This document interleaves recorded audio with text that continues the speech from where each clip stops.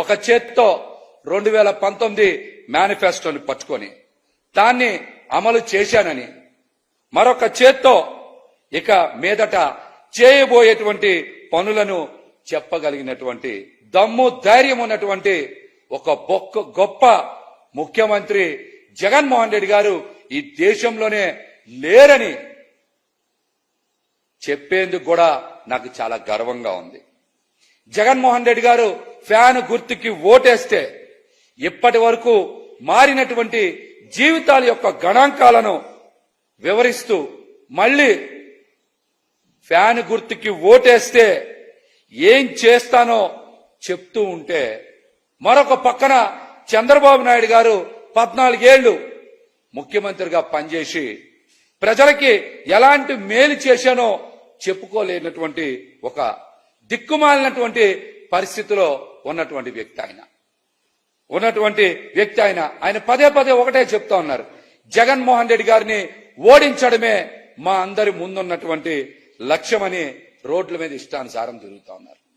14 ఏళ్లు ముఖ్యమంత్రిగా చేసి 4 మంచి పనులు కూడా చెప్పుకోలేకపోతా ఉన్నారంటే, ఇలాంటి ఒక నీచమైనటువంటి చంద్రబాబు గారు లాంటి రాజకీయ నాయకుడిని ప్రజలు ఎప్పటికీ కూడా హర్షించరని కూడా ఈ సందర్భంగా తెలియజేస్తా ఉన్నా.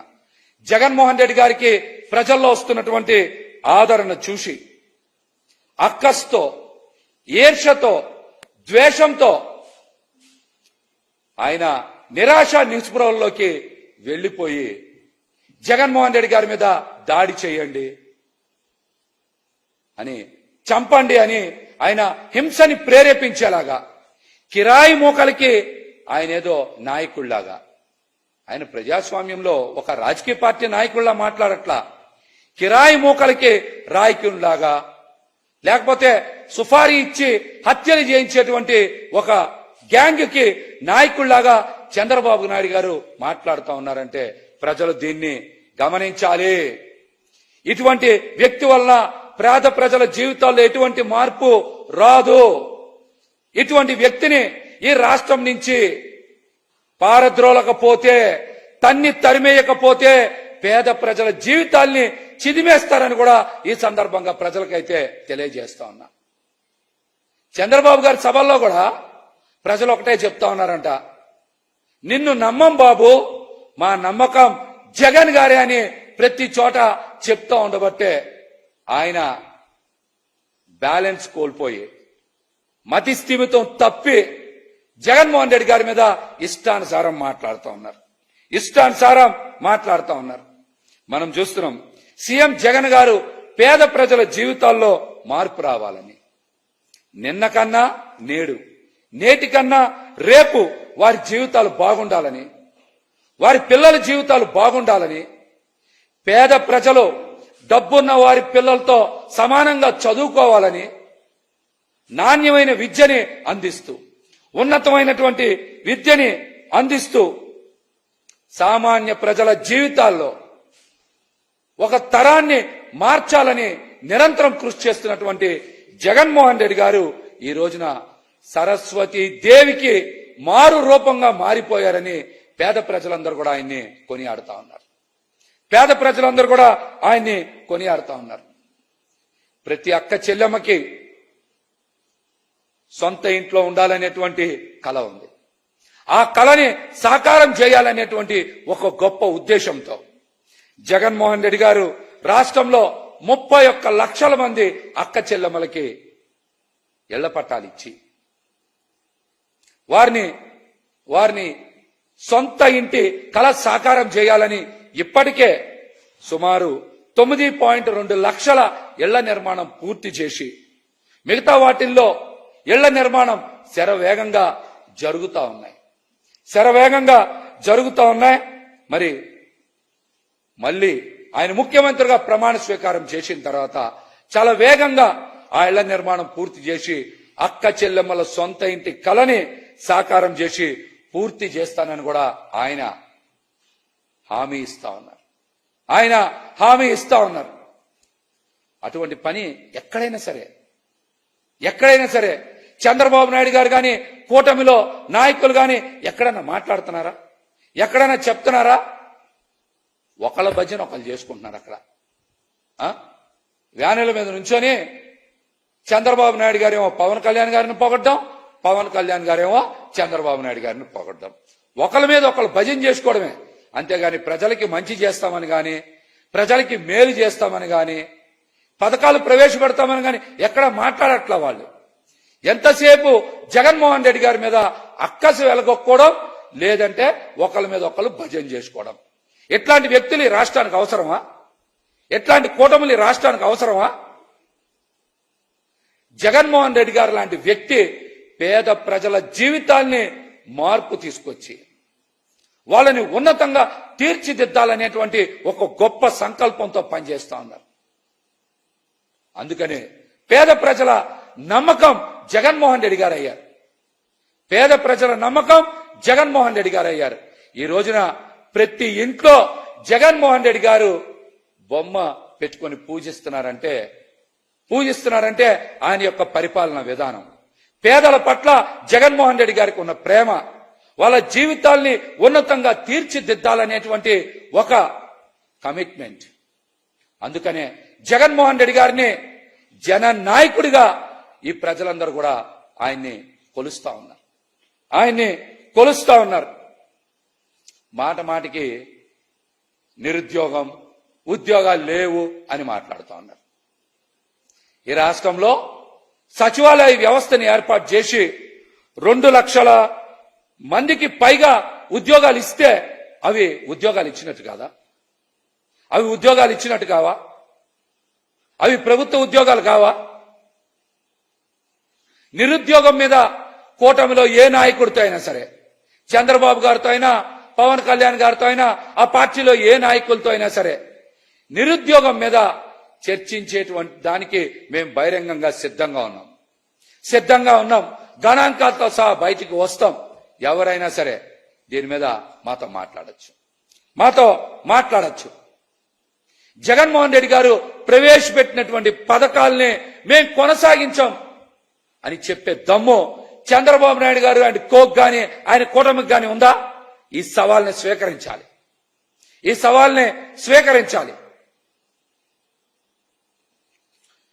మేనిఫెస్టో అంటే జగన్మోహన్ రెడ్డి గారు చెప్పారు, మాకు బైబిల్, ఒక ఖురాన్, ఒక భగవద్గీత అని. కానీ చంద్రబాబు నాయుడు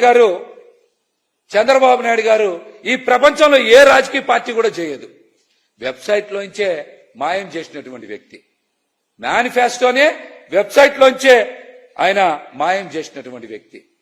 అటువంటి వ్యక్తి జగన్మోహన్ రెడ్డి గారు అమలు చేసినటువంటి సంక్షేమ పథకాలని కలలో అన్న అమలు చేయగలదా చంద్రబాబు నాయుడు గారు? కనీసం వాస్తవంలో కాదు, కలలో అయినా సరే జగన్మోహన్ రెడ్డి గారు అమలు చేసినటువంటి సంక్షేమ పథకాల్ని చంద్రబాబు నాయుడు గారు కలలో అన్న అమలు చేయగలరా? ఆయనకి ఎంతసేపు కూడా పెత్తందారులకి, పెట్టుబడిదారులకి, పారిశ్రామికవేత్తలకి దోచిపెట్టడం ఆయన ఎజెండా. అందుకే ఆయన అధికారంలోకి వస్తారు. వాళ్ళకి దోచిపెట్టడానికి ఆయన అధికారంలోకి వస్తారు. ఇంకో పక్కన జగన్మోహన్ రెడ్డి గారు సామాజిక న్యాయం చేస్తూ ఉన్నారు. బీసీ, ఎస్సీ, ఎస్టీ, మైనార్టీలందరికీ కూడా మరి 50% పైగా చట్టసభల్లో తీసుకెళ్ళడానికి, అటు అసెంబ్లీలో ఇటు పార్లమెంట్ లో 100కి పైగా స్థానాలు ఇచ్చినటువంటి ఒక గొప్ప వ్యక్తి జగన్మోహన్ రెడ్డి గారు.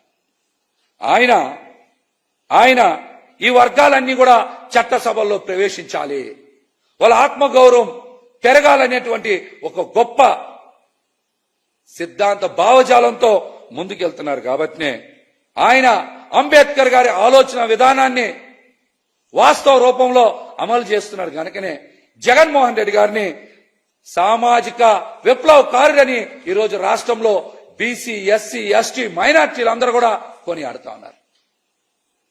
ఆయన సామాజిక న్యాయం చేస్తూ ఉన్నారు. కానీ లోకేష్ గారు లాంటి వ్యక్తి సామాజిక సమతుల్యత అమరావతిలో దెబ్బతింటదని, పేద సామాన్య వర్గాలు ఎవరు కూడా అక్కడ నివాసం ఉండకూడదని జగన్మోహన్ రెడ్డి గారు పెద్ద మనసుతో అక్కడ ఇళ్ల పట్టాలు ఇస్తే కోర్టులో వేసి ఆయన్ని నిలుపుదల చేయించినటువంటి ఒక దుర్మార్గ నైజం ఉన్నటువంటి వ్యక్తి నారా లోకేష్ గారు. పేద ప్రజలంట అమరావతిలో ఉంటే సామాజిక సమతుల్యత దెబ్బతింటదంట.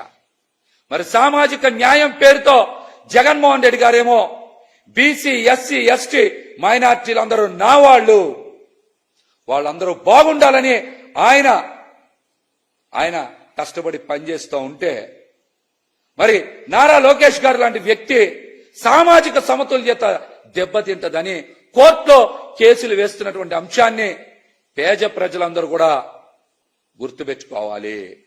ఇట్లాంటి పెట్టుబడిదారులకి, పెత్తందారులకి, అహంకారంతో విర్రవీగేటువంటి వ్యక్తులకి రాబోయే ఎన్నికల్లో మీరు బుద్ధి చెప్పాలని కూడా ఈ సందర్భంగా విజ్ఞప్తి చేస్తా ఉన్నా. పవన్ కళ్యాణ్ గారు నిన్న కూడా ఏదో మాట్లాడుతూ ఉన్నారు. అసలు కాపులకి మేలు చేసింది జగన్మోహన్ రెడ్డి గారు కాదా?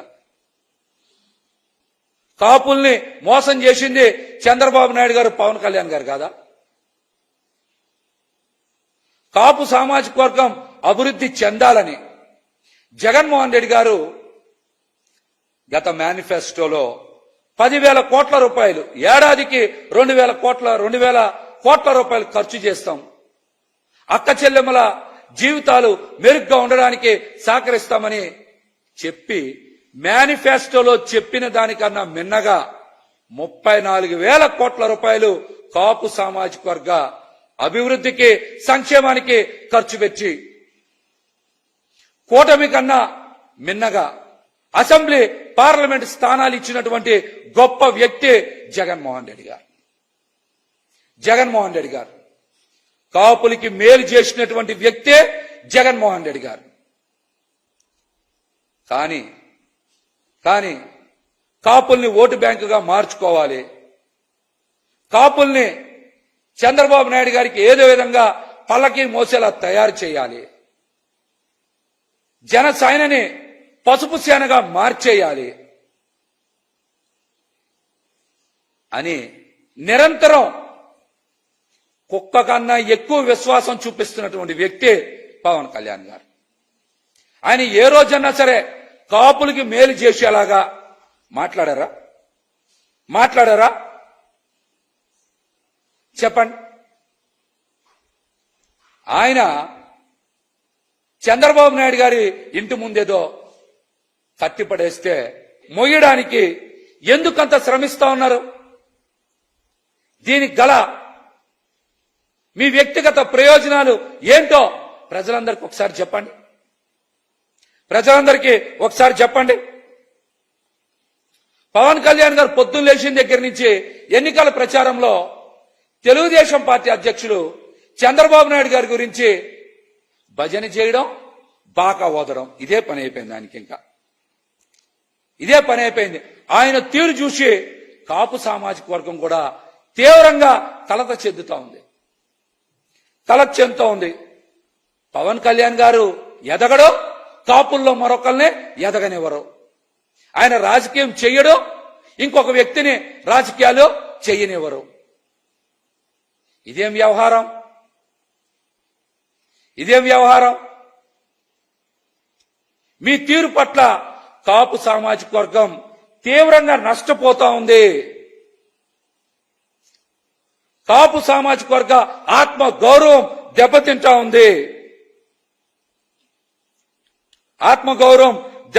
ఉంది. ఏ రోజైనా సరే మీరు కాపు రిజర్వేషన్ల గురించి చంద్రబాబు నాయుడు గారితో ఒక్క మాట మాట్లాడారా?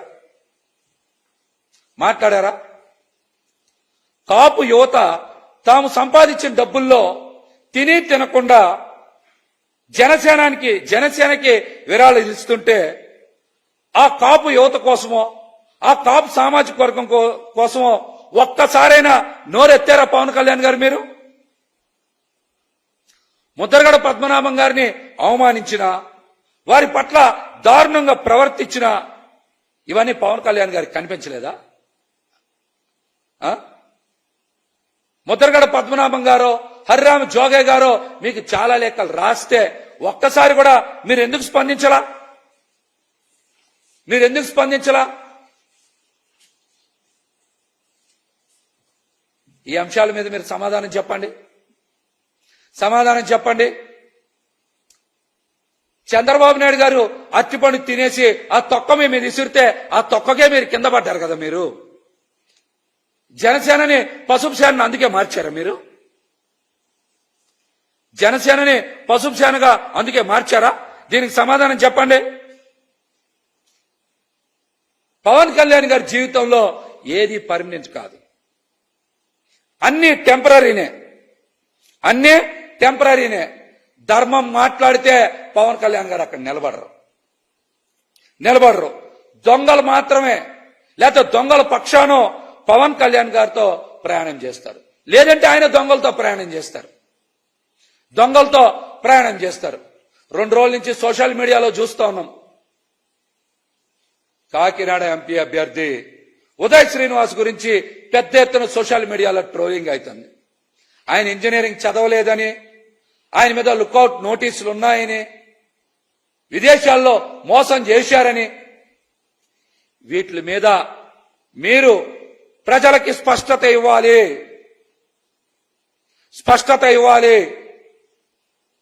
విదేశాల్లో లుకౌట్ నోటీసులు ఉన్నటువంటి వ్యక్తిని పక్కనేసుకొని ప్రచారం చేస్తున్నటువంటి మీరు ప్రజల గురించి మాట్లాడే అర్హత లేదు. దొంగల్ని 420ని పక్కన నుంచో పెట్టుకొని ప్రచారం చేసేటువంటి మీకు ప్రజలు మద్దతు ఇవ్వరు. ఇంకో ముఖ్యమైన విషయం, పవన్ కళ్యాణ్ గారికి ఎక్కడ బాగా తగ్గాలో తెలుసు, ఎలా తగ్గాలో బాగా తెలుసు. ఎక్కడ తగ్గితే చంద్రబాబు నాయుడు గారి దగ్గర బాగా ప్యాకేజ్ వస్తుందో తెలిసినటువంటి ఏకైక వ్యక్తి ఈ రాష్ట్రంలో పవన్ కళ్యాణ్ గారే. కెమెరానో లైట్సో లేదో ప్యాకేజీ ఉంటేనే ఆంధ్రప్రదేశ్ ప్రజల వంక చూస్తారు, లేకపోతే ఆయన ఎప్పుడు చూడరు. ఆయనకి ఆంధ్రప్రదేశ్ ప్రజలు కూడా గుర్తుకు రారు. గత ఎన్నికల్లో గాజువాకలో ఓడిపోయారు. ఏ రోజైనా సరే గాజువాక నియోజకవర్గాన్ని 5 ఏళ్లలో సందర్శించారా? అక్కడున్న నాయకులతో కనీసం 10 మంది నాయకులతో మాట్లాడారా? అక్కడ ప్రజా సమస్యలను ఏ రోజైనా పట్టించుకున్నారా? భీమవరంలో కూడా ఆయన అల్లూరు సీతారామరాజు గారి విగ్రహం కట్టిస్తా, 1 ఎకరం ఇస్తా, 1 కోటి రూపాయలు విరాళం ఇస్తా అని మాట్లాడారు. ఇంతవరకు అటు గాజువాక ఇటు భీమవరం ఎప్పుడైనా సరే అక్కడ ప్రజలను గాని ఆ ప్రజల సమస్యలను గాని ఎప్పుడైనా పట్టించుకున్నారా? ఈ విషయాల్ని పిఠాపురం ప్రజలు కూడా బాగా గమనించాలి. ఇట్లాంటి విషయాల్ని పిఠాపురం ప్రజలు కూడా బాగా గమనించాలి. ఈయన ఎప్పుడు కూడా ప్రజల పక్షాన్ని నిలబడరు, ప్రజల కోసం పని చెయ్యరు. కేవలం చంద్రబాబు గారి కోసమో తెలుగుదేశం పార్టీ కోసం మాత్రమే పని చేస్తారు ఈయన. ఈ వాస్తవాన్ని మీరందరూ కూడా గమనించాలి. ఇంకొక ముఖ్యమైన విషయం, 2019 తర్వాత జనసేన పార్టీ నుంచి కేవలం కాపులు మాత్రమే ఎందుకు వైదొలిగారు? కాపు నాయకులు మాత్రమే ఎందుకు వైదొలిగారు? వెళ్ళిపోవడానికి కారణం ఏంటి? ఏదో ఒకరిద్దరు వెళ్ళిపోయారంటే వ్యక్తిగత కారణాలు ఇంకోటి అవచ్చు, కానీ 10ల సంఖ్యలో జనసేన పార్టీలో ముఖ్యమైన కాపు నాయకులు అందరూ కూడా ఎందుకు జనసేన పార్టీని వదిలి వెళ్ళిపోయారు? వాళ్ళందరినీ మీరే పంపించారా? లేకపోతే చంద్రబాబు నాయుడు గారి ఆదేశాల మేరకు చంద్రబాబు నాయుడు గారి బ్రోకర్ అయినటువంటి నాదెండ్ల మనోహర్తో కుట్ర పన్ని బయటికి పంపించేశారా? దీనికి మీరు సమాధానం చెప్పాలి. ముఖ్యంగా ఆ రోజున పార్టీని వదిలేసి వెళ్ళిపోయినటువంటి కాపు నాయకుల్లో మరి తమిళనాడు సిఎస్ ఆర్ఆర్ రామ్మోహన్ రావు గారు ఉన్నారు, జేడి లక్ష్మీనారాయణ గారు ఉన్నారు, అదేవిధంగా చింతాల పార్థసారథి గారు ఉన్నారు, మాదాసు గంగాధరం గారు ఉన్నారు, ముత్తంశెట్టి కృష్ణారావు గారు ఉన్నారు, ఆకుల చంద్రశేఖర్ గారు ఉన్నారు. ఇలా చాలా మంది కాపు నాయకులు మాత్రమే పార్టీ నుంచి బయటికి పంపించారంటే దాని వెనకున్న కుట్ర ఏంటి? దాని వెనకున్న కుట్ర ఏంటి? చంద్రబాబు నాయుడు గారి ఆదేశాల మేరకు మీరు ఈ పనులన్నీ చేశారా? దీనికి సమాధానం చెప్పండి. పార్టీలో మిమ్మల్ని నిత్యం అంటి పెట్టుకుని ఉండి మీకు సేవలు చేసినటువంటి ఒక కాపు యువకుడు అంజిబాబు లాంటి వ్యక్తి కూడా మీరు ఎందుకు బయటికి పంపించేశారో సమాధానం చెప్పాలి. సమాధానం చెప్పాలి. దీంతో పాటు Hyderabad party office account section కాలిపోయి ఏడాది అవుతుంది. ఇంతవరకు మీరు ఎఫ్ఐఆర్ నమోదు చేయించారా? చేయించలేదా? దర్యాప్తు చేయించారా? చేయించలేదా? అకౌంట్ సెక్షనే ఎందుకు కాలిపోయింది? అక్కడ ఇన్కమ్ ట్యాక్స్ కి సంబంధించినటువంటి ఫైల్సే ఎందుకు కాలిపోయినాయి? మీరే కాల్పించేశారా? మీరే ఆ పని చేశారా? మీరే ఆ పని చేసి అక్కడ కార్యాలయంలో పనిచేస్తున్నటువంటి 42 యువకుల మీద ఆ నెపం నెట్టి వాళ్ళని బయటికి పంపించారా? ఆ బయటికి పంపించిన 42 మందిలో కూడా 30 మందికి పైగా కాపు యువత ఉన్నారా లేరా? దీనికి కూడా మీరు సమాధానం చెప్పాలి. సమాధానం చెప్పాలి. కాలిపోయిన ఫైల్స్ అన్ని కూడా ఇన్కమ్ ట్యాక్స్ కి సంబంధించినయేనా? అందులో ఏం రహస్యం దాగుంది? ఇట్లాంటి అంశాలకి మీరు ఖచ్చితంగా సమాధానం చెప్పాలని కూడా మేమైతే డిమాండ్ చేస్తా ఉన్నాం.